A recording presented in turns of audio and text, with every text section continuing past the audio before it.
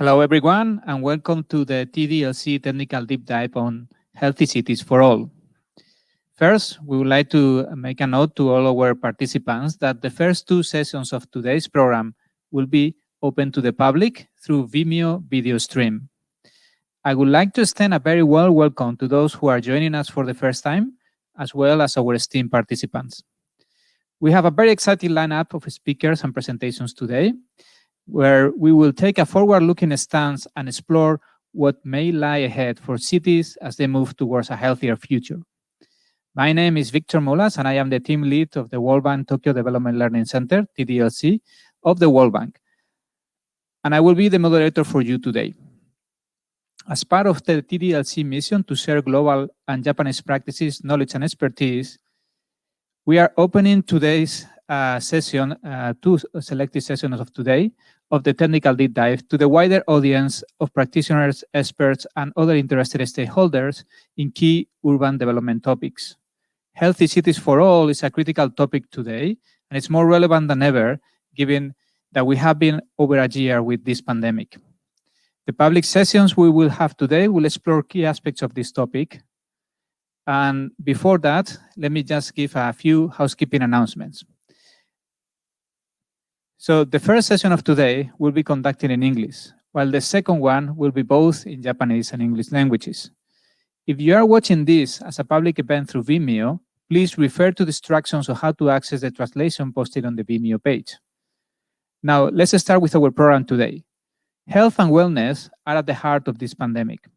COVID-19 has deeply changed our lives in ways that have changed our physical and mental health, but also the health of our relationships, our societies, and economy. But it has also opened up new opportunities to rebuild and redesign a healthier tomorrow towards a better normal. It is often said that innovation and new ideas came out of crises and big challenges, and in this case, cities have responded. Today, we will explore these opportunities that this COVID-19 crisis is bringing to cities. Our first session is on the impact of environmental issues on cities and communities. Maitreyi Das will be the moderator for this session. Maitreyi is the practice manager of the Urban Resilience and Land Global Practice, where she oversees several global programs, including the Global Partnership for Results-Based Approaches and TDLC. Maitreyi carries a broad set of experiences across urban development, water and sanitation, health, social protection, and human development. Maitreyi, the floor is yours. Thank you so much, Victor. And let me welcome everybody, our esteemed delegates, our participants, and also people who have joined via Vimeo to day 4 of the technical deep dive on healthy cities. It has been a very exciting 4 days, and we have the next 3 days, and the next 2 days promise to be equally, if not more, exciting. So my pleasure today to welcome a very strong technical team from our global practice, which is called the Global Practice for Urban Resilience and Land. Three of our colleagues who will speak to us about the ways in which environmental issues affect the health and well-being of cities and their residents. As we have learned over the last 3 days, healthy cities are contingent upon a broad array of topics, of subjects, and of policy and programmatic interventions, of which environmental health is a very important and critical part. So today, I will not stand between you and our presenters. We have 3 presenters. We have Nancy Lozano and Soraya Goga, who will be presenting some new work that has been undertaken, new empirical work that they have together led on air pollution in cities. They have collected some very unique city-level data across various cities, and they will be speaking to us about that. Nancy Lozano is a senior economist in our global practice. She has many years of experience in research, in policy, and in technical assistance across several regions of the World Bank. Soraya Goga is lead urban specialist who has lived and worked in many different parts of the world. She has a huge experience in areas related not just to urban development, but has been very focused in areas that have to do with fragility, conflict, and violence as well. So Nancy and Soraya there, and then we have Xueman Wang, who will be presenting right after them, and Xueman will probably, there she is on the video. Xueman Wang is a senior urban specialist and is the team lead of one of our flagship programs, which is the Global Platform for Sustainable Cities. Xueman also has several years of experience, very strong operational and policy experience in several regions, particularly in East Asia and the Pacific.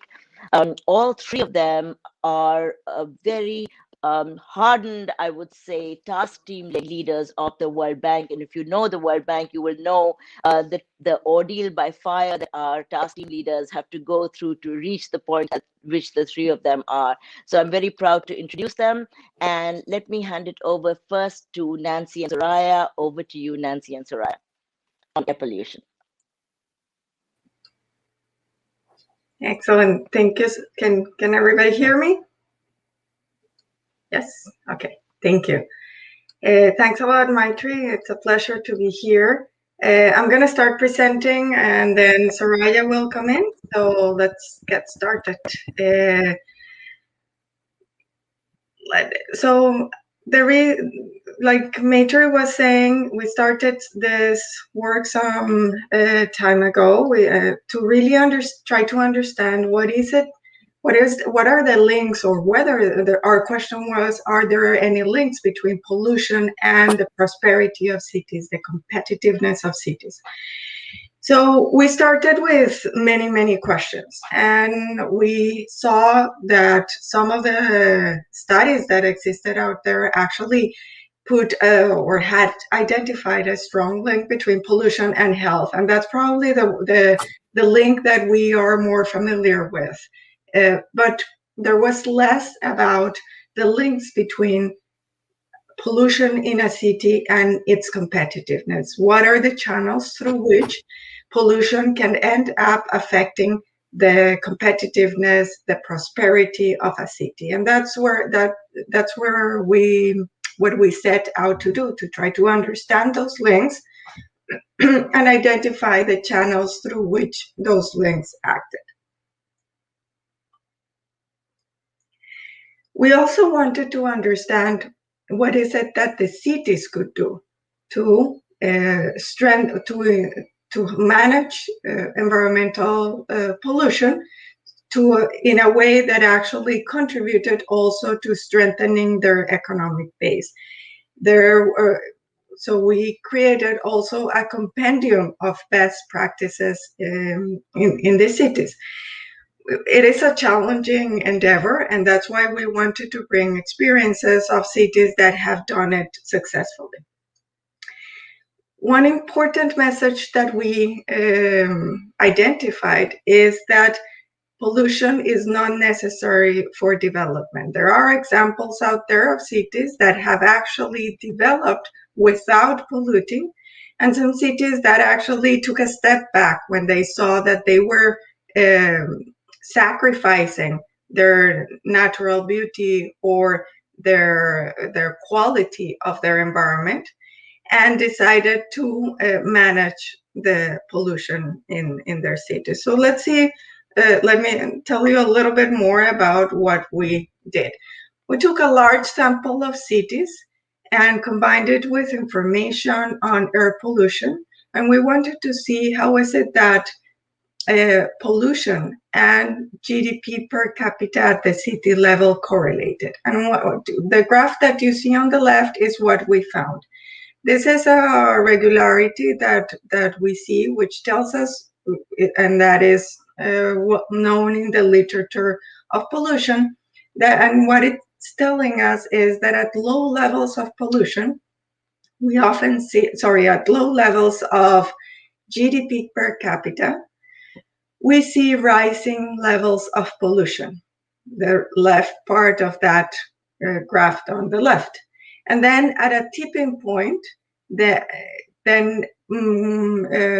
GDP continues to increase, but pollution starts declining. So what that would what we would be inclined to believe is really that pollution is some necessary step to develop, to increase incomes.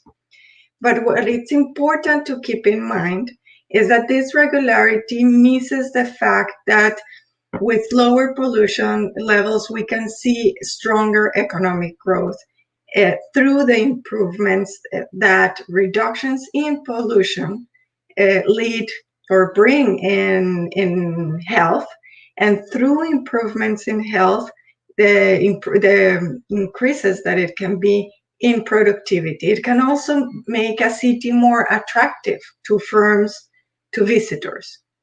So important to keep in mind that there is, in fact, through health channels, through attractiveness, an important effect that reduction in pollution can have on the competitiveness of the city.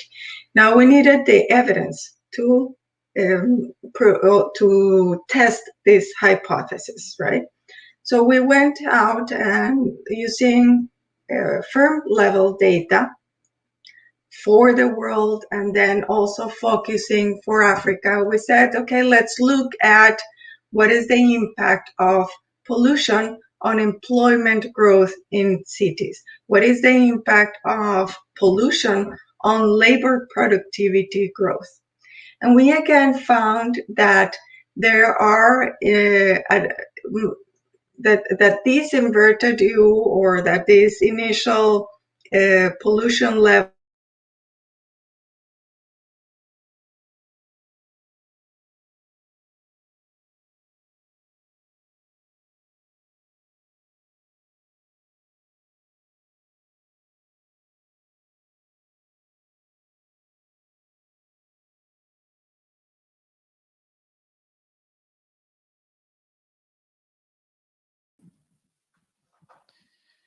So it seems we have a technical problem with Nancy's connection. So while we try to solve it, we're going to pass to Soraya. If Soraya, you are ready, if you don't mind, we're going to switch the order now because, and then we will resume Nancy's presentation later on. So we can pass to you if that's a possibility. Would you be available to do that? Yes, I'm available. Nancy's controlling the slides though, so I don't know if you can control the slides and just switch down to Monrovia. Yeah, we can do that. No Thank problem.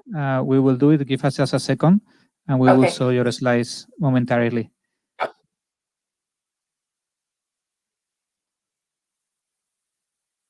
We are working on them. We're finding them. All right. So Nancy was really the one who looked very specifically at the analytical aspects, and I looked more at the case studies. So just to preempt Nancy a little, there were 4 case studies that we looked at. The first case study was Kampala, and Kampala actually looked at issues of air pollution and the impact of air pollution on productivity. The second case study we looked at was in Dhaka and Bangladesh, and it looked specifically at the impact between productivity within a work setting, such as a factory, and outside ambient air pollution.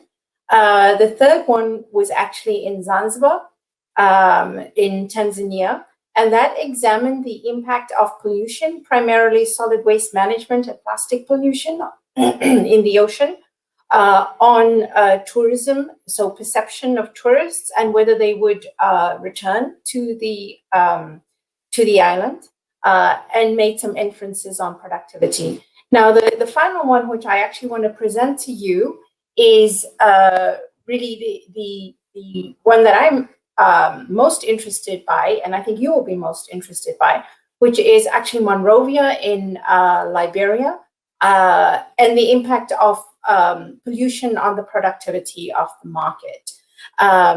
So basically, just to give you some background on the market in Monrovia, I wonder if you could switch to the next slide. The market in Monrovia is called the Douala market. The previous one, please. Okay, I see the slides aren't working very well. Okay, So the market in Monrovia is called the Douala market. Now, the Douala market is a market which actually grew tremendously from its initial size, almost 12 times.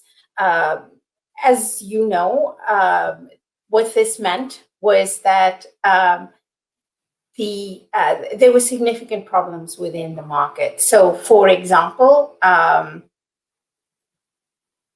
sorry, just we're not on the right slide. So anyway, just to say that it actually had grown 11.8 times its size. Most of the vendors, probably 80%, actually operate very informally outside the official boundaries of the market. The informal vendors do not always pay market rents. However, if they were to pay market rents, they could actually increase the revenue of the market by 8 times. Now, as you know, this would have a significant, very positive impact on the management of the market should this occur. However, it wasn't happening.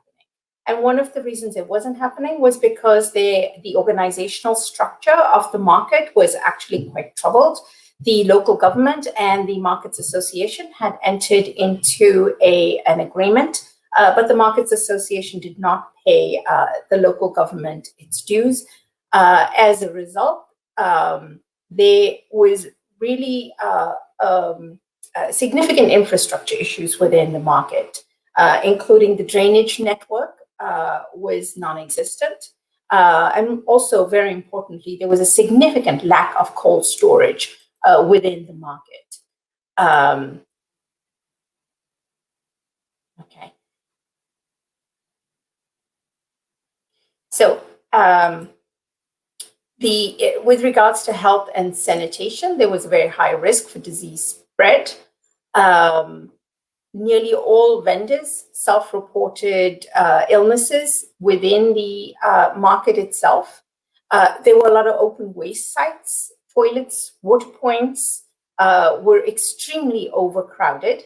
And also, very importantly, 93% of the toilets were very close to wetlands, leading to pollution of the wetlands as well. Now, one of the major issues so apart from the health impact of that, there was also significant impact on traffic as well, particularly around the market, because as you could see from the initial pictures, the market had actually grown 12 times its size, and it actually clusters all around a main road. Now, most of the traffic was between 8 and 9 a.m. and 5 p.m. And importantly, vendors traveled 50 minutes to get to the market, but also there was the amount of time that the vendors actually spent offloading was actually significant. So when we looked at what all of this meant for the market vendors, we actually honed in on food loss and waste. This was one of the biggest issues that was contributing to the lack of productivity or the loss of productivity of vendors. Every day, fruit and veg vendors reported about a 6% loss. It was a little less for meat vendors, but there was also a significant food loss, sometimes reaching up to 9%. We also tried to quantify this, and in terms of the daily income of the workers, it actually reduced it by almost a quarter in some instances. So that's just some of the ways that the food loss actually impacted the market vendors. And in addition to that, the food loss led to significant amount of solid waste, which the local government wasn't collecting. And the solid waste also impacted the drainage system, etc. So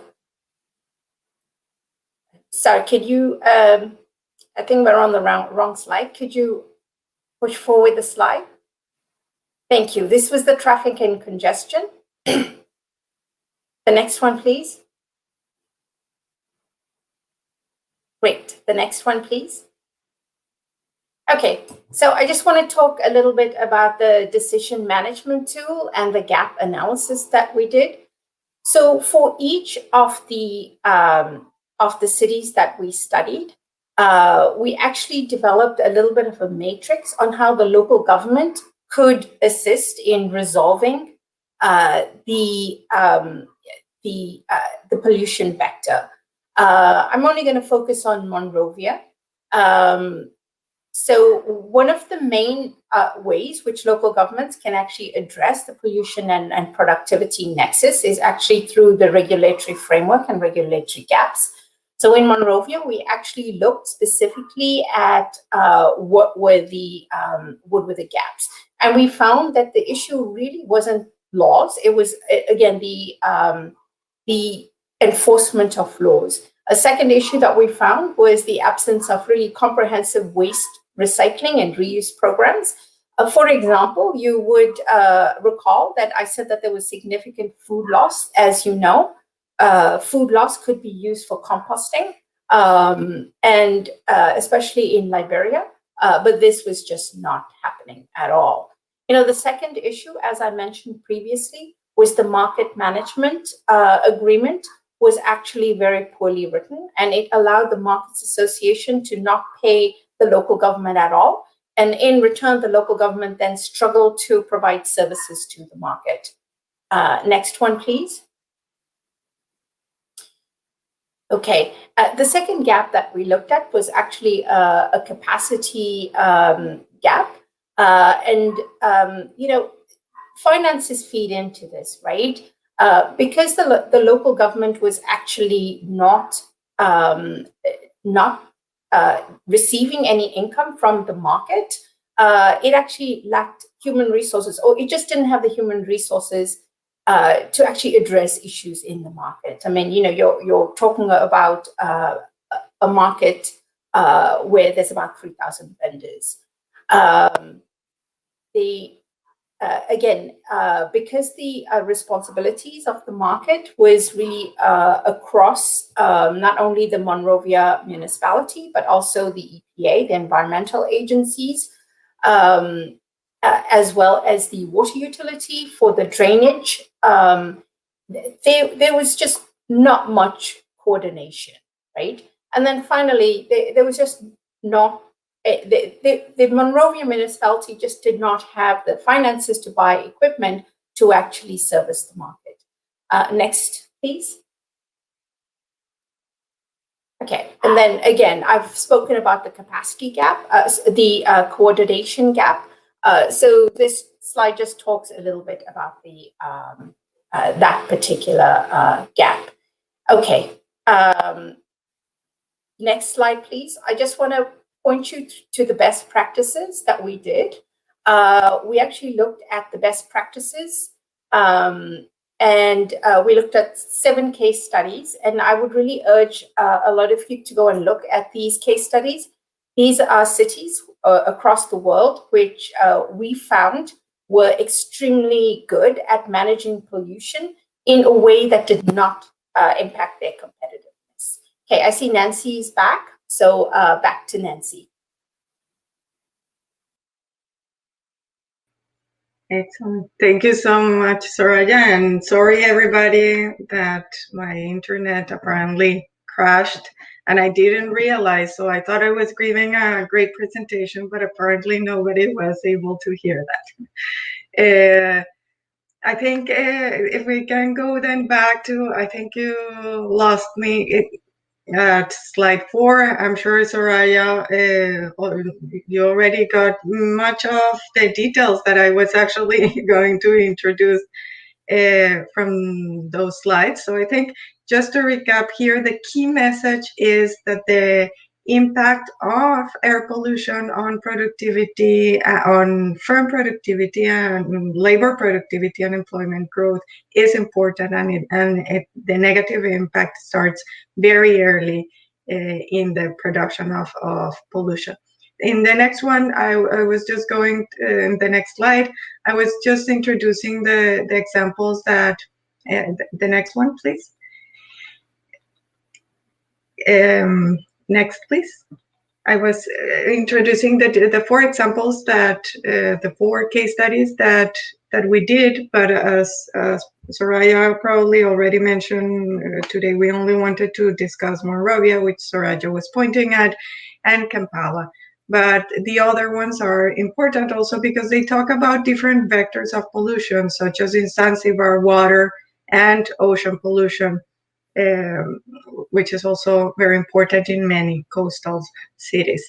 One of the key things that we did is we had to go out and collect information, collect data in many of these cities, because there is a vicious cycle. We don't know that, or we don't understand the problem of pollution and how it impacts competitiveness in cities. So very seldom cities go out and invest in collecting data, and that actually, as I was saying, it's a vicious cycle, because then there is no way to know the extent of the problem and how to tackle it. So first, a really big effort to collect information, and in partnership with Code Africa, we actually created for air pollution a platform for several that has information for several cities in Africa. If we can look at the video now, please.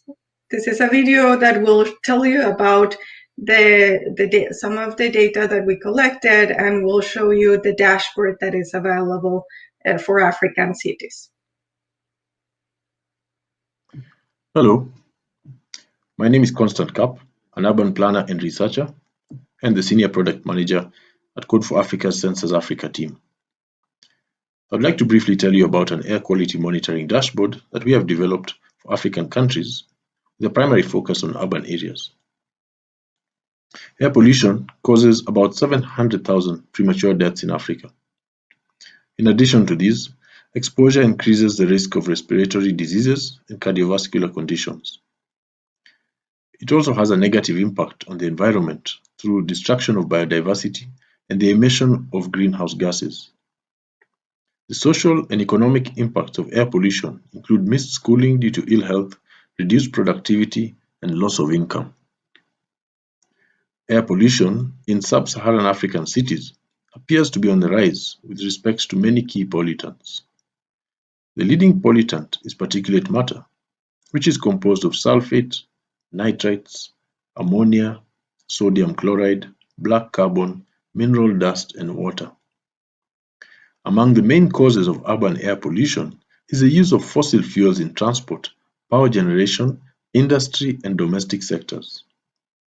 In addition, the burning of firewood, agricultural and animal waste also contribute to pollution levels. In some of the cities where monitoring has been performed, levels of air pollution exceed World Health Organization recommended guidelines. Citizens and governments are increasingly aware of the toxic health risks from air pollution, but they don't have easily accessible, hyperlocal, and real-time data that would give users actionable information to help either avoid the effects or fight the causes. Code for Africa's Census Africa team has developed a repository and dashboard that can help change this. We are doing this by accessing data from a growing network of several low-cost citizen science air sensors in 31 target countries.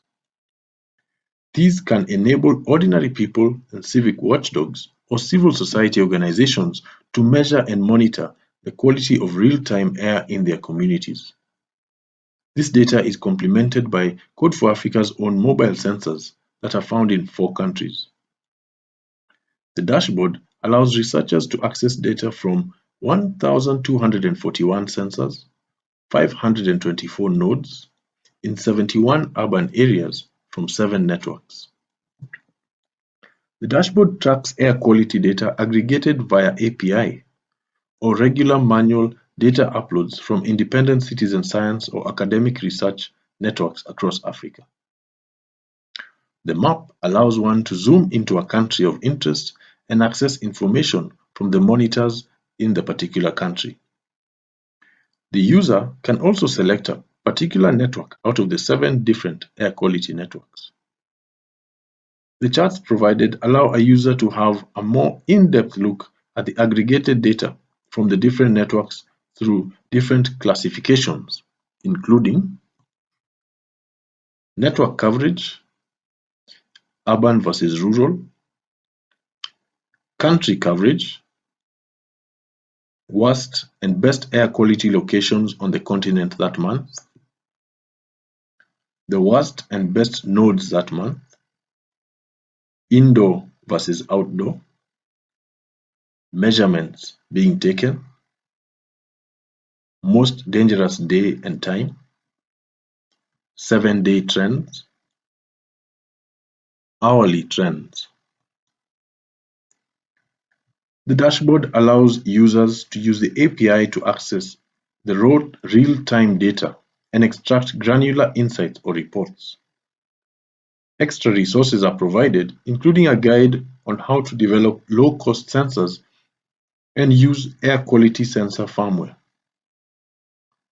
The dashboard gives users an overview of existing network coverage and data trends, as well as gaps in coverage. Through this, researchers are able to have a good understanding of the air quality situation on the continent. It also offers them insights into the challenges grassroots air quality networks face in keeping sensors online, and the wide disparities in data standards and quality. Increased citizen science air quality monitoring has helped vulnerable communities tackle health and environmental problems within their neighborhoods. It is our belief that this dashboard will go a far way in helping those who would like to tackle the emerging air quality problems on the continent. Thank you.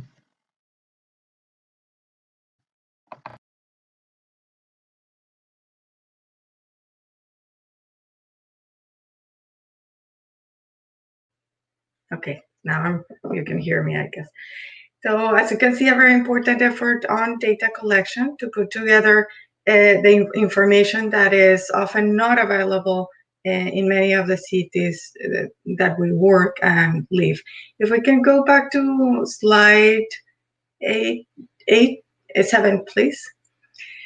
But so this is the dashboard that actually gathers information for many African cities. One of the cities that is in that dashboard is Kampala. If we can go to the next slide, please. So in Kampala, like in many other cities, there was no information on air pollution. And to really get an understanding of how air pollution was affecting the productivity in the city, the productivity of workers, we needed to collect data. We needed to collect detailed data on air pollution, on the finest particles, PM 2.5, which are really the ones that can get into your lungs and affect your health. Those are the ones that can create more damage or that can affect your health the most. But if we wanted really to get at the question of how that pollution can affect labor productivity or firm productivity, we needed also to collect data at the firm level to match that granular information on pollution. So we partner for this effort with researchers from USC and Columbia University, but we also did this in collaboration with Makerere University in Uganda. And with them, we actually put out an effort to collect granular information. If we can go to the next slide, please. Granular information throughout the city. So each one of these dots now gives you a sense of the monitors that were deployed throughout the city to collect information. And if we can go to the next slide, please. These are the kind of monitors that were developed in that Makerere researchers in the engineering department in Makerere University are developing, and that we were able to put throughout the city. The ones on the left are fixed monitors, and the ones on the right were actually mobile monitors, where motorcycles were driving around to collect very detailed information on pollution levels.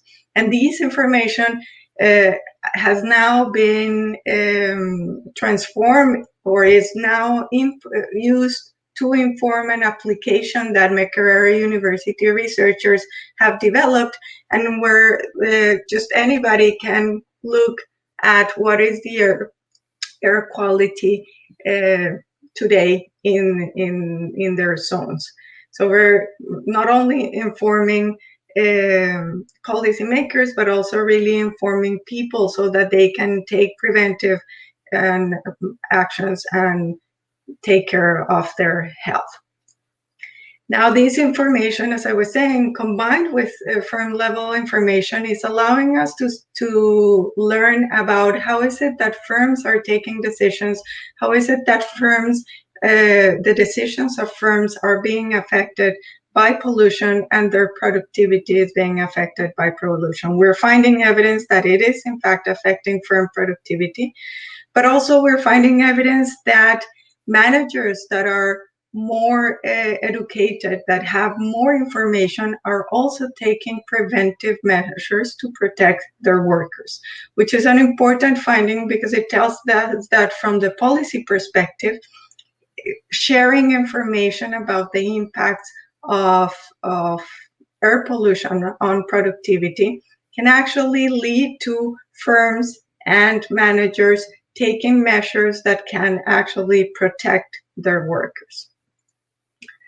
Maybe since Soraya already talked about Monrovia, but we left at the best practices, let me now pass to Soraya to conclude with some of the highlights of the best practices.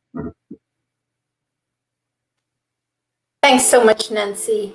If you just want to skip the slides to the best practices, that would be great.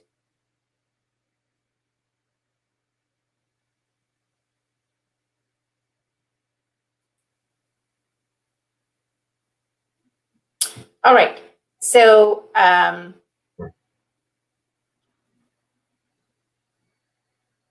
okay, can everyone see the slides? Okay, for some reason I can't really see the slides, but that's fine. So as I had said previously, we had looked specifically at best practices in a couple of cities.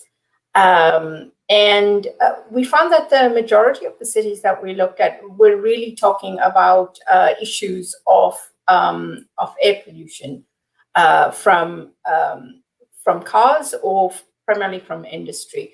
There were two cities that we looked at, one in Thailand and one in Azerbaijan, which looked at the issue of waste management. Just to say, we actually did not find anything that really looked specifically at markets. And actually, I wanted to just talk a little bit about markets in Monrovia. The closest thing we could find was actually waste management itself. And, you know, some of the issues that really came up was, you know, just very simple things, right? I mean, for example, in Thailand, the city had an extremely limited budget, but they called in private sector partners as well as community partners to help them in managing their solid waste. What they did is they looked at an outdoor conveyor belt system for segregation of waste. And you know, you can imagine doing something and together with a low-tech incinerator. And you know, you can actually imagine setting up something like this next to your market.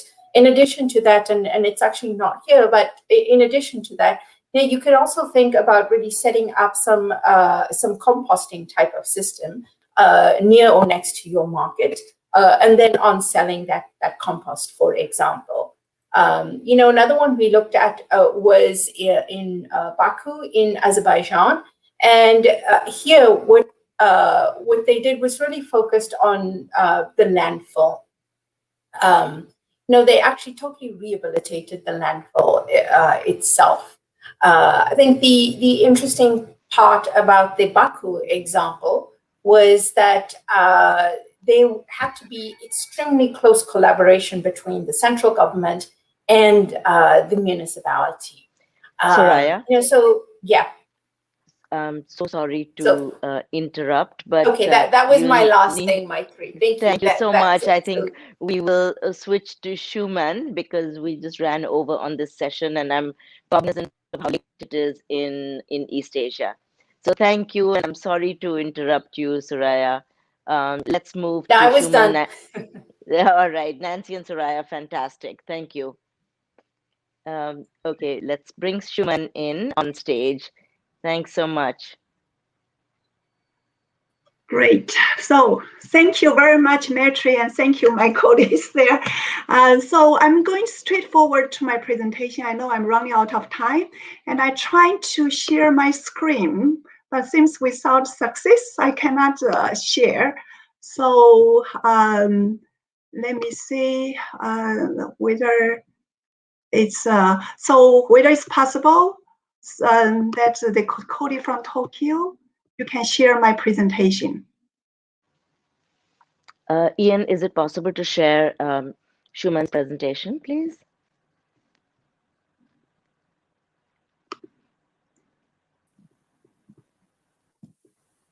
Fantastic. Okay, great, yes. Okay, that's good. So my presentation covers 3 parts. Can you go to the next slide, please?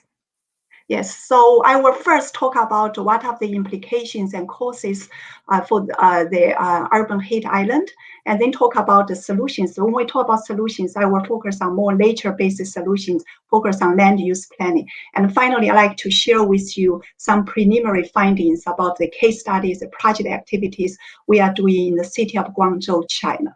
Next one. Just give you a little bit of background on the implications and causes. Next one, please. So I think probably all of you, one way or another, have experienced the UHI, urban heat island effects. But if you look at statistics, it's quite striking. We are talking about the differences between cities and rural areas. The temperature can be different as far as 5 to 7 degrees Celsius. And the consequence of the future would be even worse, because if you look at the global warming and the planet is heating up rather quickly, the projection that if nothing has been done, we expect the temperature would rise between 2 to 3 to 4 degrees. The cities would heat up twice that much. We're talking about 4 to 7. There are severe consequences. Next one. So, and the first would be on the health impacts. Can you go to the next one? So a lot of times we talk about the heat waves. It's not that obvious because it's unlike a hurricane. The impact and destructions, even the death tolls, will not be that obvious. But if you look at statistics between 1998 to 2017, according to WHO, that the death toll caused by the heat wave, we're talking about almost 170,000 people. And going forward, if again nothing has been done, we're looking at much, much higher death toll. And by 2030, 100,000 people. By 2050, 250,000 people. So those are one of the biggest natural disasters on human health and also on the health of our planet as well. Next one. So that's not only on the health impact, we are also talking about the economic cost. And you have seen these numbers that's where 1.7, 5.6 for some cities, if not well prepared, we are talking about the GDP loss could reach as high as 11%. So not on that, of course, you have heard my colleagues talk about the air pollution. In fact, there's a direct linkage between the air pollution, the heat wave. You see that when the heat waves hit the strikes and air pollution also gets worse. And then also on the transport, infrastructure. It may not that obvious like a hurricane, you destroy the infrastructure, but over time, the heat wave have a very, very damaging impact on our road, on other urban infrastructure. And another part is energy demand.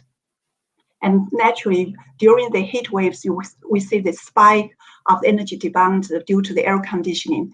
Next one. And that also raised some fundamental questions. Next slide, yeah. So on the one hand, as warming up, and so the energy demand would increase dramatically. And some statistics shows that if we follow the current trend, it requires almost $1.5 trillion to build that, to meet the additional energy demand due to the spike. And that itself is, we are talking about the combined capacity of electricity generation of US, Europe, and India together. So that's also raised the question whether, in fact, the many cities would be able to quickly match up that demand. Then we're also talking about those who do not have access to electricity, to air conditioning. And that's we're talking about 1.1 billion people will be left out without accessing to space cooling, air conditioning. Next one. So you may ask, what are the causes for the UHI? It's the way how we build cities.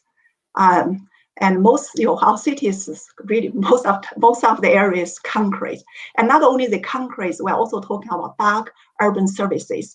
And it does not really absorb, it absorbs solar, absorbs the sun heat.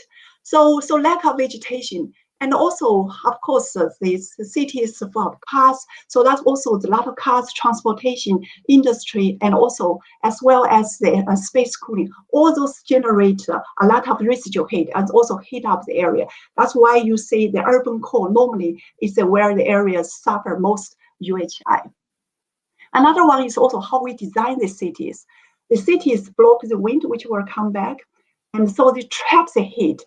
That causes those residual, the patches of the very hot areas. Next one.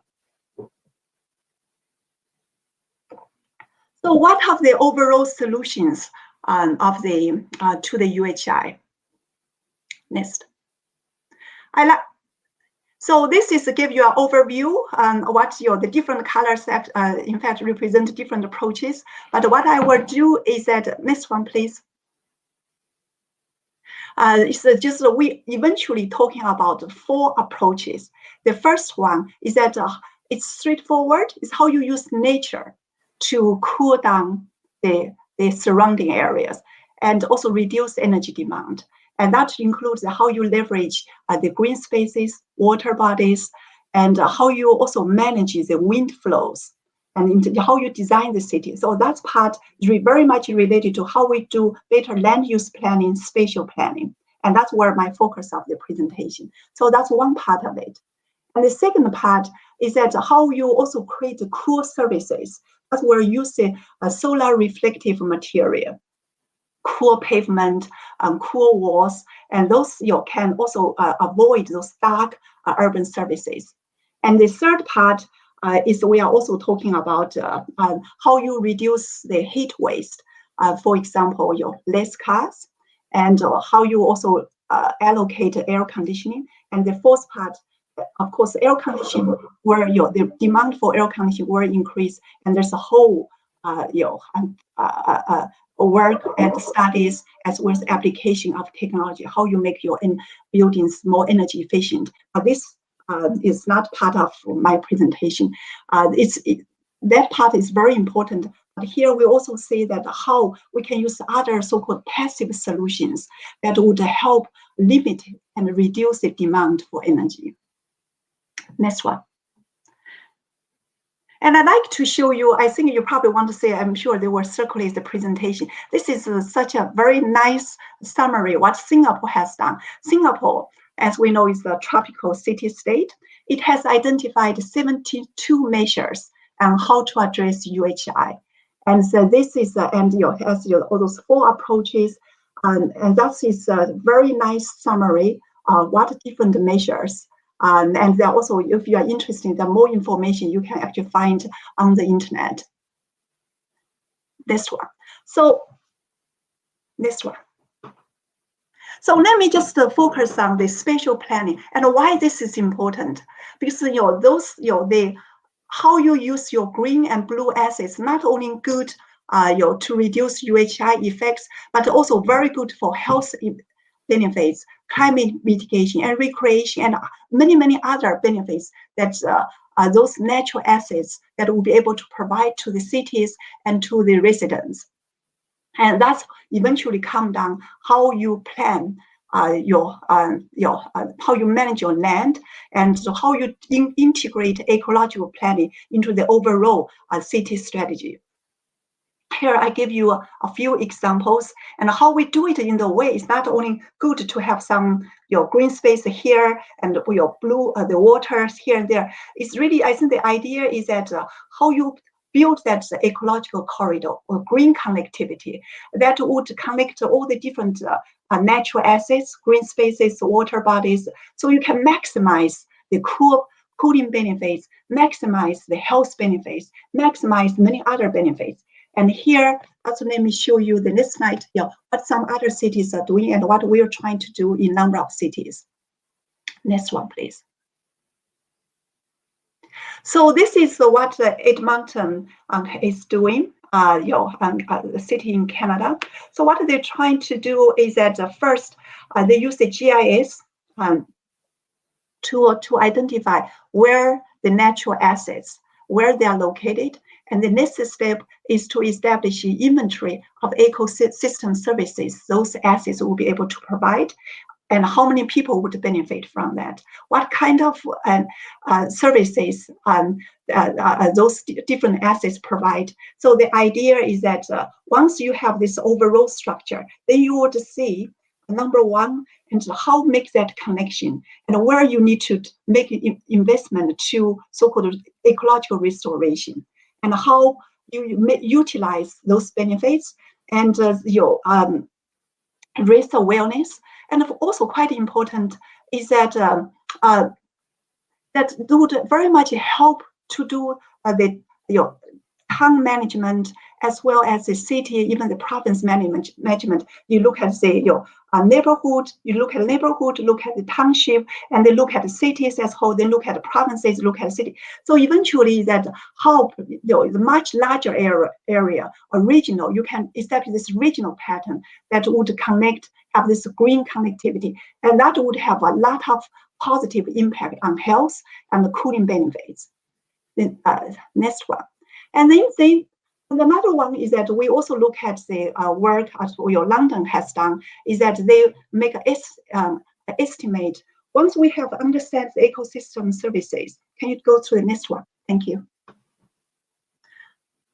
So once you look, understand what the ecosystem services those different natural assets provide, and you make an estimate, what are the economic value of those assets? So you will see that from mental health, physical health, and the carbon, and your temperature, and so those you have heard that how we should put a price on carbon, and this is saying that how you actually should put a price on those natural assets. Those natural assets not that nice to be there. In fact, it has economic value. That economic value derived from the benefits they have provided for the cities, and it's a potential huge savings for the cities. And that is particularly important because we have discussed with a number of urban planners in some other cities. One of the struggle for the urban planners is that when we go to a decision meeting, discuss with the mayor and how to utilize, whether they would convert that wetland into a gray infrastructure or keep that wetland. And then the industry representative would say, look, if we convert this wetland for building a factory, how many jobs we would able to bring, and the value, economic value would bring to the city. And so and the urban planners say that we cannot say that, yes, we can simply say, yeah, that's good, provides all those benefits, but what is the economic value? So one thing we're trying to do is that to utilize some model to make an estimate And what exactly savings city would have? Next one, please. Including the health benefits. That's what your London has done. They could really, the model could show that in different areas, what would be the mental health cost per person. And that's in this COVID, it's more than ever important. People also realize that the importance that to provide a healthy environment to the citizens. And that also means huge economic savings for cities. Next one. So applying this methodology, we are currently working with the city of Guangzhou. And one thing we have done is that they have this 11 square kilometers wetland located in the heart of city. And so, with the surrounding about 200,000 people, but the density is very high. I think we have the density surrounding area. You can see probably from the picture. We are talking about 30,000 people per square kilometers. So one thing we are using a model is the first assessing what are the impact of this wetland, the cooling impact, and what are the health benefits, and also put the economic value, what are the health benefits, what potential savings for the cities, and how they could also sequestrate carbon, and of course recreation. I just got to remind, I have 5 minutes, so then I need to run very quickly. So next one. And then, as mentioned, the spatial planning also, the wind is very, very important, because that's where you really manage so all those high-rise buildings, where you build your high-rise buildings, and could have direct impact on the wind flows. So it's important you do a simulation and understand the wind flows, including in the city as well as microenvironment, and so that when you decide where to build and how the shape of the buildings, and you will take that into account. Next. So I think since I only have 5 minutes, because I do want to quickly do the case study. So let me just escape all this, because they are all detailed information how you use the this solar reflected roof. Please go to next one, and the pavements, and next one, and also green roofing, the next one, and the permeable pavements. Next, of course, trees, as I mentioned. Next one, as well as reducing the waste heat. Next one. So, I have laid out all those different options, the pros and cons of each. So, if you, once I would encourage you to take a look, because it's a good analysis about what can be done, what are the limitations. So, quickly, just use a few minutes to go through the case studies or the work we are doing now. And so, the first one is how to include all those options into new town development. Go to the next, please. So the city of Guangzhou, the city expects that each year about 400,000 people will move to the cities. So they are building new cities, and this new city is called Knowledge City, which were accommodate 140,000 people. This is what they look like. They look now, and this one is the future. Next one. So, and we have helped them design the whole strategy, and what in particular on the nature part, and the green part, and also the pavement and permeable services. And then we also use the model and just demonstrate it, use the model, just because since Newtown, nothing has been built yet. So we use that model to test that different layout, different green spaces, what will be the impact on the cooling. And based on that result, they actually change the design. Some of the originally, the green space, they move somewhere else. And after the model shows, they actually redesign the cities, that area's layout. And quite interesting, next one, please. An interesting lesson to be learned from this exercise is that even the urban planners, they have found that because some laws have been already optioned out, and this really is the relation is that how you interact with developers, with contractors. And it's quite important if you want to implement the urban options, because eventually it's also developers to do all those specific designs. And so the planners have told us is that it's very important. You need to include those urban design options into your part of contractual arrangement. so that developers would be able to follow. Otherwise, as we all know, that I think their motivation, by and large, is driven by how to maximize profit. This one, and then let me also quickly show you the old town, how we incorporate the old town. So this is again, it's the old town is located in the old town of the city, and it's very densely populated with very high building density. Next one. So, and we see that we also first mapping out the heat hotspots, and then we also stimulate the wind simulations to understand how the wind flows. As next one.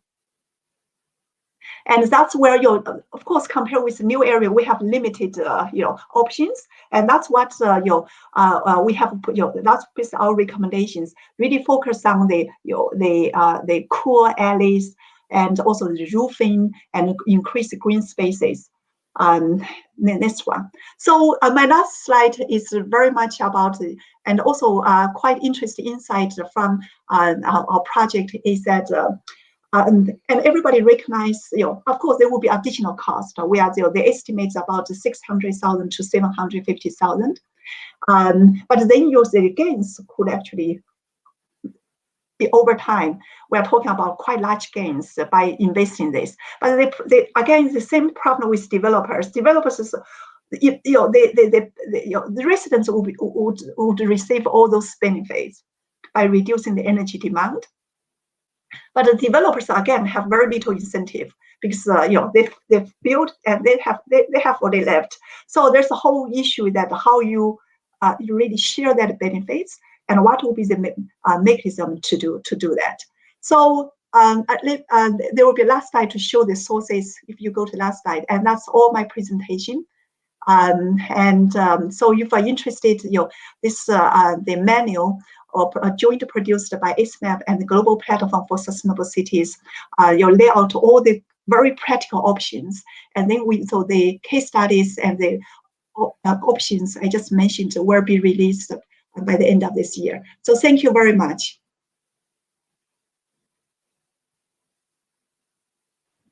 Thank you, Xueman. And I think I'm not going to try and summarize what this very rich panel with its really strong technical analysis and recommendations has brought to us, except to say that it really showed us the manner in which environmental health has a deleterious effect on the health of the residents of its cities. But also what it showed us is that there's things we can do, that there are ways in which to make a difference. And that's what I want us to take away from this whole TDD, is that yes, diagnostic of what the problems are is really important, but equally, if not more important, is that going forward, there are things that can happen, that the things we can do. And let's take notes on the ways in which other cities have done it, and to be able to learn so that we can provide inputs into the cities that we work on. With that, I know we've gone over. It's in DC, it's 8:04, and it's 9:04 in Japan. I will now hand it over back to our to Victor and to our moderators in TDLC to move to the next session. Over to you, Victor. Thank you, Maitreyi, and thank you very much to our speakers, Nancy, Soraya, and Xueman. This was a thought-provoking and inspiring session that will surely help our audience think ahead as we move towards a post-COVID world. So let us continue thinking about the future.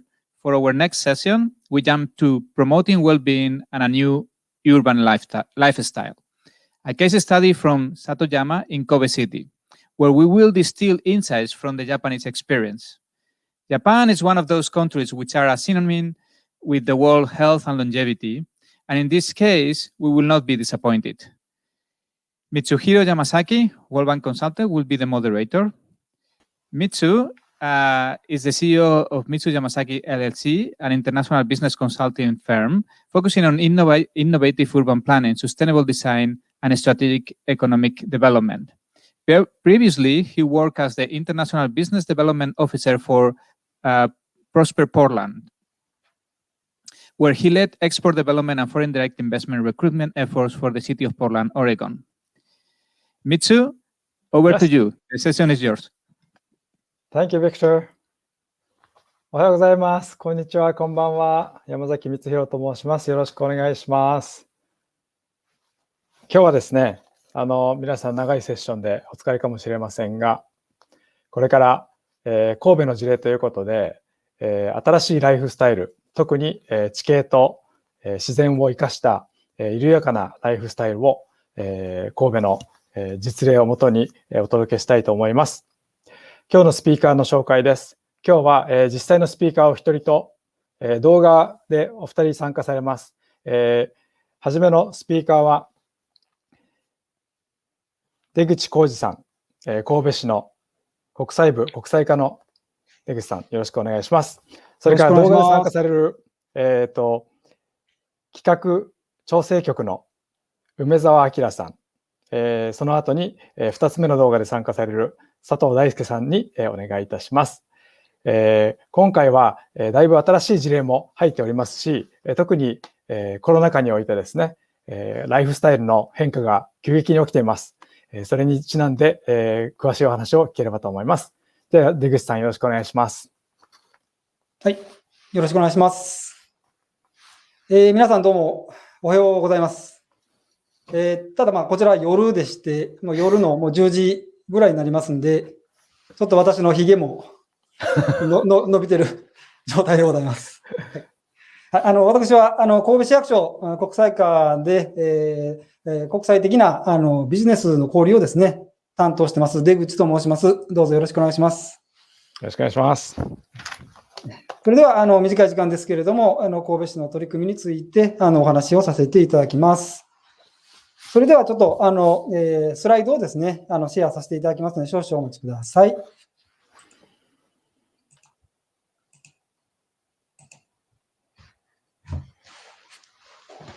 はい、スライド、共有できてますでしょうか。よろしいでしょうか。はい。はい、そうしましたら、神戸市のプレゼンテーションを始めます。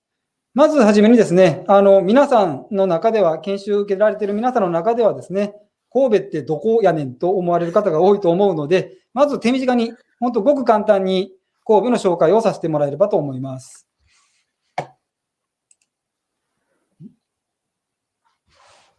続くかな。そうか、そこかね。はい、すみません。神戸はですね、この地図を見て、お分かりの通り、日本のほぼ真ん中に位置しています。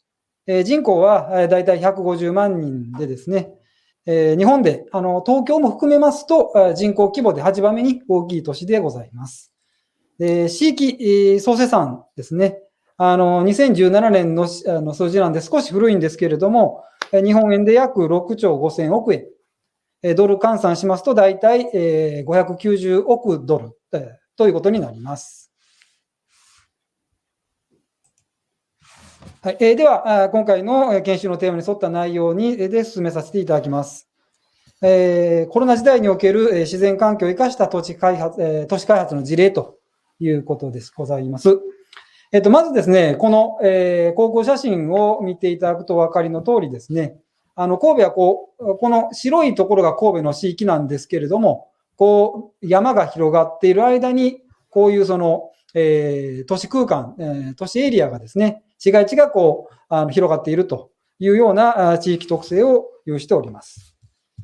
で、ちょっとここでですね、脇道にそれた話をするんですけれども、この市街地とですね、山が近いというのは、実はちょっと理由がありましてですね、1960年代から、神戸の人口がだんだん増えていった時にですね、もともとの、神戸の市街地というのは、この海岸線に沿った狭いエリアでしか、平地が、宅地とかですね、産業用地が確保できる平地がなかったもので、それで、これと、こちらとこちらが、海を埋め立てた人工島になるんですけれども、ここの、山をですね、削って、その土砂を持ってきて、海上都市を作った、埋め立て地を作ったという経緯があります。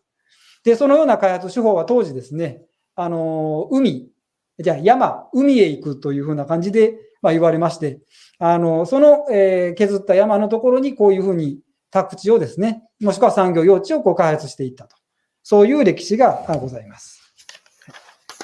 はい。では、ゴルフで言えば、フェアウェイに戻って、今、基本的な神戸の考え方でございます。今のですね、コロナ時代におきましては、フィジカルディスタンスが、求められておりましてですね、この要請は今後もずっと、コロナの後もですね、変わることなく続いていくものと思います。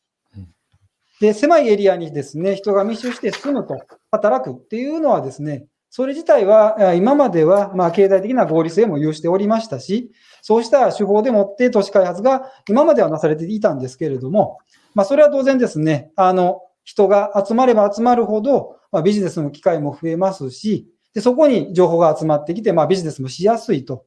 それから、社会資本のですね、一点集中ということについても、それなりに合理性が有していたということで、これまではそのような、日本においてもですね、そのような都市開発がなされていたということになるんですけれども、しかしながら、都市にですね、一点集中して、開発を進めるというのは、もともと課題が、例えば、交通渋滞であったりですね、自然災害が起きた場合にちょっと弱い脆弱性があるとかですね、そういったリスクが高かったわけですけれども、それがまたこの、コロナウイルスの感染症の蔓延というですね、新たな脅威も増えまして、ますます密集すること自体にリスクが高まっていっていると。で、今後のその都市開発につきましてはですね、これまでのようなそのような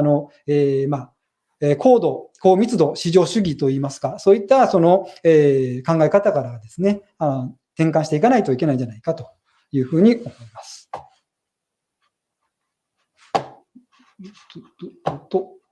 なかなかうまいこといかない。奈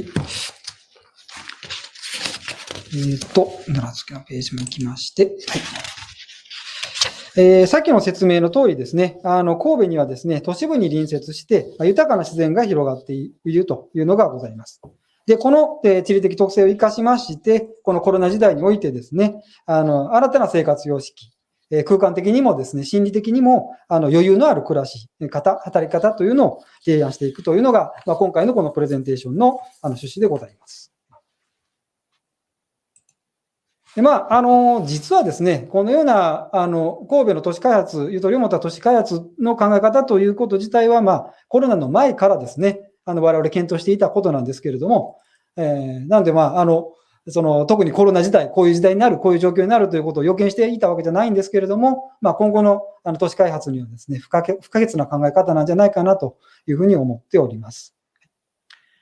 ではですね、今日はこういった新たなライフスタイルを求める都市開発についてですね、2つ事例を紹介したいと思います。それではビデオを順に流していただけますでしょうか。よろしくお願いします。はい。それではまずは、六甲山スマートシティについてですね、梅沢さんのビデオをお願いします。Akira Umesawa, and I'm with the Policy Research Division of Kobe City. Today, I'd like to tell you about our project called Creative Smart Lokko Mountains, which envisions new ways of living and working post-COVID-19. We at Kobe City are working on what we call our Kobe 2025 vision and have devised urban strategies for post-COVID-19. Specifically, we aim to become a global city rich with resources from the sea and mountains. In other words, we wish to leverage our strengths, such as our natural environment surrounded by the sea and mountains, our cosmopolitanism and diversity, and our arts and culture, and become a city that contributes globally to fields such as medicine and environmental studies. Creative Smart Lokko Mountains enables us to fulfill this vision. We began working on this project in May 2020. There are three concepts behind this project. First, we are encouraging people to work within nature, rather than in densely packed big cities, where there is a risk of infection. Second, we are bringing technology to the mountains and conducting demonstration experiments related to smart cities.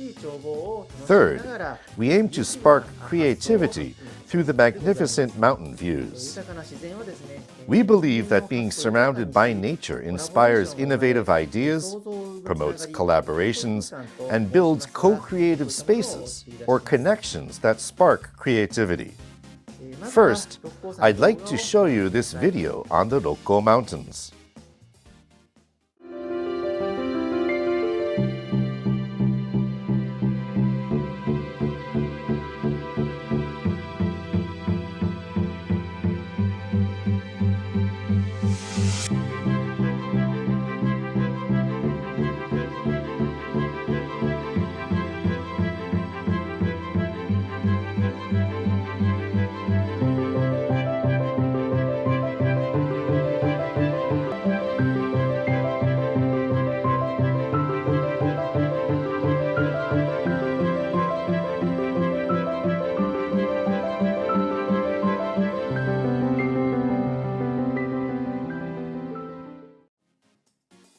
The idea for this project came from our efforts to revitalize unused or underutilized assets in the Rokko Mountains, such as old corporate recreational facilities or private mountain lodges, and reuse them as working spaces. Here are some companies that are reusing assets. Our first example is Amadeus Holdings, which intends to add an office next to its cafe and transfer some of its head office personnel. Next is Renest Japan, which plans to renovate a former recreational facility. Renest will convert it into rental offices and co-working spaces for tech startups and creative professionals, and hopes to attract offices from foreign companies, including Singapore. The president of the company, Tenjin Yu, who is from Singapore, chose the Rokko Mountains after searching all over Japan for the best location for his business. Rokko Nomad opened on March 26, 2021 as a new hub for business collaboration. Its concept is work in residence, living and working in the forest. It offers not only co-working spaces and rental offices, but also lodging facilities and short-stay trial programs. Rokko Nomad aims to become a hub where those who are exploring new ways of working, such as teleworking and workationing, creative professionals, and local residents can interact. We've also strengthened telecommunications in the Rokko Mountains. It is now possible to enjoy events such as online saxophone performances that seem no different from those in person, as well as attend online meetings with people in Malaysia. Kobe City is promoting a project called Be Smart Kobe to demonstrate and implement smart city technologies. For example, in cooperation with Mitsufuji, we conducted a demonstration to scientifically analyze the relaxation effort of workations. Using wearable devices, we collected the vital signs of those workationing in the Rokko Mountains. We invite you to avoid the crowds and live in this beautiful natural environment. We are transforming the Rokko Mountains into an attractive, comfortable business space that sparks creativity. Why don't you join us in the Rokko Mountains, where you can work, play, and live in a way that enriches your soul? 素晴らしいビデオですね。ありがとうございました。実はですね、僕この動画に出てきた、六甲ノマドのオープニング2日ぐらい前にですね、たまたま知り合いを通して伺う機会がありまして、すごく美しい、施設で、アーティストさんがね、たくさんそのアートオブジェを、ペインティングが多かったですけど、置いてあったりとかしてですね、素晴らしかったのと、あとキッチンで地元の野菜を使って、ランチなんかを作っていらしたのが印象的でした。これから本当ね、コロナが落ち着いたら、今回、研修に参加されている皆さんにもぜひ見ていただきたいと思いますね。ぜひ。はい。次のビデオがですね、今のはかなり街に近い山の話でしたが、次は山の向こう側でですね、神戸のダウンタウンから見ると30分ぐらいのところにある、里山についての、取り組みを、次は佐藤さんの動画でお願いしたいと思います。Hey, Sato, and I'm with the Agricultural Policy Planning Division of Kobe City. I'd like to tell you about Kobe's policies related to agriculture and farming communities. Let's start with an overview. Kobe is a city with a population of 1.5 million, and it also has a thriving agricultural industry. There are about 20,000 farmers working on approximately 5,000 hectares of farmland. In fiscal year 2018, Kobe produced agriculture worth 15.9 billion yen. The most common product was vegetables, followed by rice, livestock, and flowers. This graph shows how the population of Kobe City has changed over time. Except for World War II and 1995, when Kobe was hit by an earthquake, the population increased, peaking in 2011. Since then, the population has begun to decrease slightly. The decline in the number of farming households has been more severe, with an 18% decrease in the last 35 years. The area of farmland has also shrunk by about 10% over the past 35 years. The southern part of Kobe City faces the sea, and the urban area is concentrated along the coastline. The northern part of the city is mountainous and rural, and it takes about 30 minutes by car to the urban area.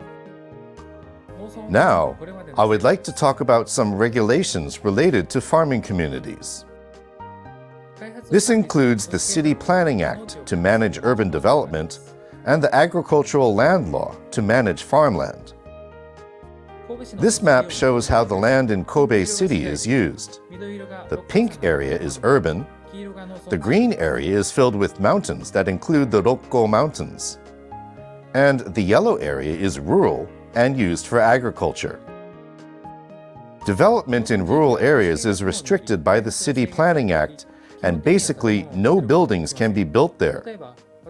For example, even if someone from the urban area like myself buys a plot of land in a rural area, it is almost impossible to build a house. This law has protected the environment of the rural areas and farming communities. In 1996, Kobe City enacted an ordinance to supplement this act. While the City Planning Act only regulates land use related to buildings, this new ordinance controls other uses of land. Beginning with the asset price bubble period around 1990, many people began to use the rural land near cities in ways such as for material yards and junkyards for abandoned cars that did not align with the wishes and preferences of the local communities. With this new ordinance, we can now restrict such uses. Moving on, in Kobe, we are promoting something called the Satoyama lifestyle.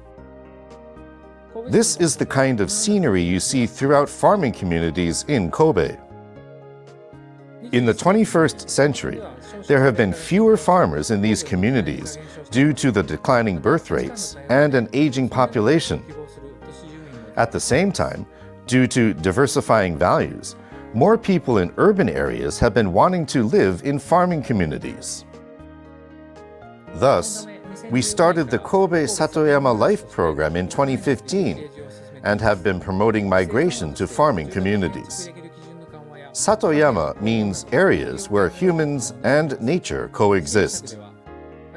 We have deregulated standards for building houses and enabled entrepreneurial uses for buildings, such as cafes and workshops. Our support measures include a vacant house bank and subsidies to renovate vacant houses. This is the Vacant House Bank website operated by Kobe City. We have concluded 32 cases so far. There are more than 500 registered users, and on top of that, a shortage of vacant houses. Since fiscal year 2019, we have also been holding seminars for people who want to start businesses in rural areas and farming communities. Next, I will talk about the city's initiatives for local production for local consumption.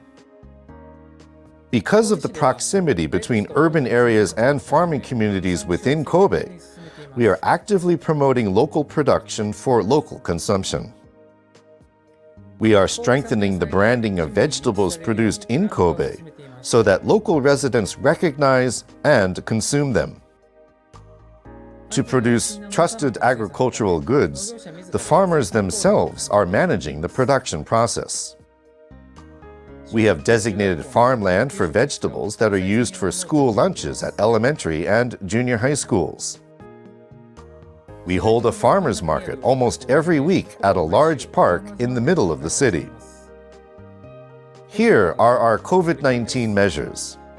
Those who seek new lifestyles to avoid infection are finding new value in rural communities. In response to the increase in inquiries about moving to rural areas, we are holding online consultations so that we can support people without meeting face-to-face. Because more people now spend their leisure time in rural areas, we are encouraging them to try farming too, in hopes of making up for the shortage of agricultural workers. In rural areas that do not have enough vacant houses, we are also looking into constructing new rental housing. We aim to preserve and leverage the historical heritage and natural landscape of rural areas. We will continue to promote exchanges between urban and rural areas and encourage people to move to rural communities. At the same time, we believe it is also important to protect the lives and culture of people already living in those communities and will strive to maintain a balance between the two.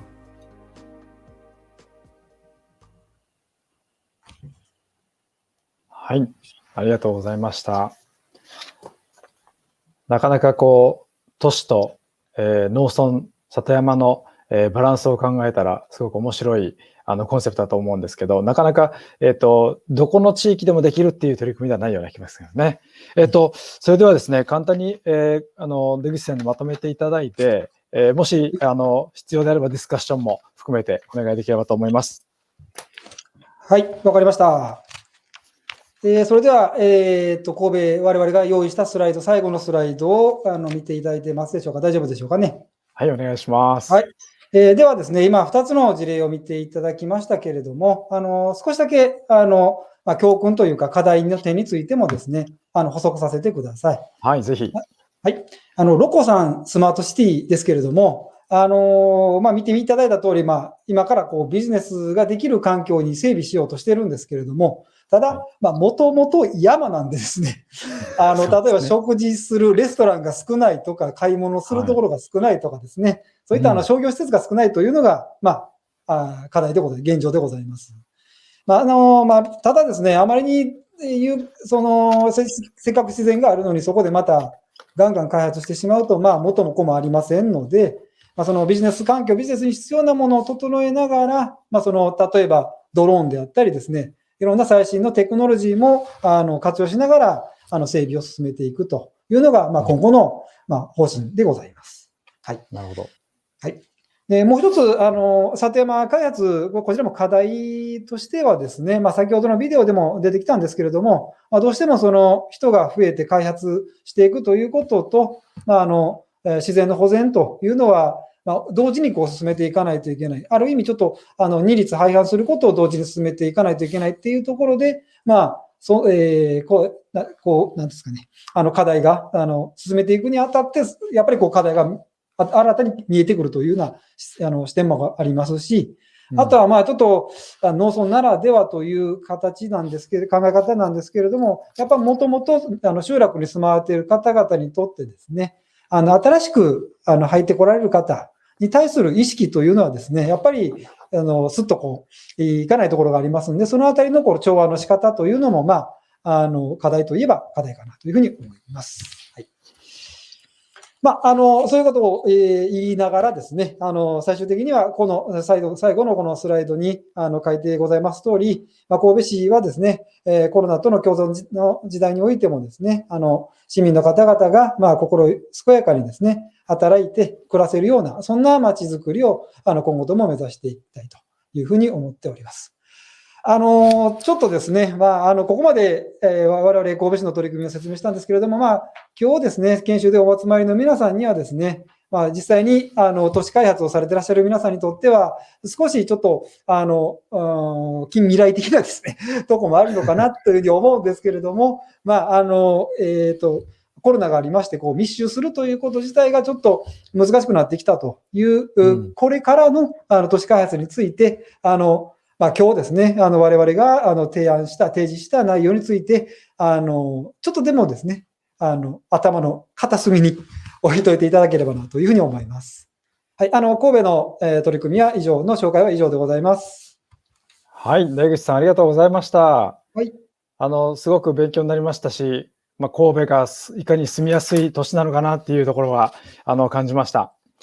僕の方からちょっと簡単にコメントをさせていただくと、やはりコロナ以前からですね、ライフスタイルの変化が起きていて、だんだん都市に住んでいる方々が山際ですとか里山の方に移住を始めていたということがすでにあったわけですよね。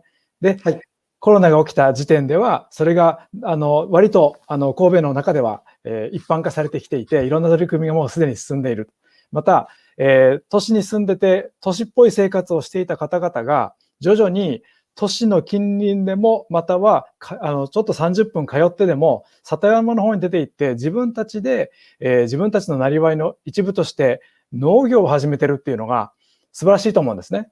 で、特に大都市に住んでいるとなかなか農業をする方々っていうのはいらっしゃらない、土地もないっていうことが多いと思うんですが、神戸においてはそういっただんだんと都市とルーラルの、間にいる人の動きが活発化していて、で、農業もどんどん進んでいて、もともと神戸の強みである農業が、今度はプレイヤーの多様性っていうんですかね。農家さんの多様性が出てきている。年齢層においても、地理的条件においても出てきている。で、なおかつ、コロナが起きたからって、いかにも郊外とか、農村に移り住んで、それが人口が増えるにつれて、どんどん都市の開発、住宅の開発をしてしまうっていうんではなくて、どちらかというと神戸の場合は、昔ながらの生活に戻るような、そんな取り組みをされています。で、それが多分、この研修に関わっている方々の国でも、並行的にですね、必要な都市開発は進めますが、農村、または近隣、郊外においては、その農業をしながら、または自然を活用しながら、新しいライフスタイルを作り上げていく。そして必要最低限の都市開発において、潤沢な豊かな暮らしを作っていく。そんな、まとめになるかと思いました。素晴らしい事例が、たくさん伺えて、とても勉強になりました。ありがとうございました。ありがとうございます。もし何かコメントあればどうぞ。大丈夫ですか？そうですね。神戸のPR をしてくださいまして、どうもありがとうございます。僕、神戸大好きですんで。はい。また、コロナが明けましたら、ちょっと研修の皆さんも、そんなに来る機会はないかもわかりませんけども、お立ち寄り、機会があればお立ち寄りいただければ、大変光栄に存じます。ありがとうございました。ありがとうございました。Back to you, Victor. Thank you so much.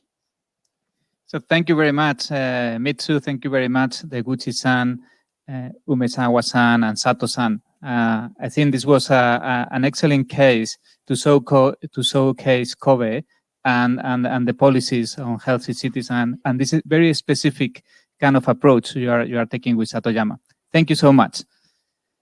And we move on to the next section.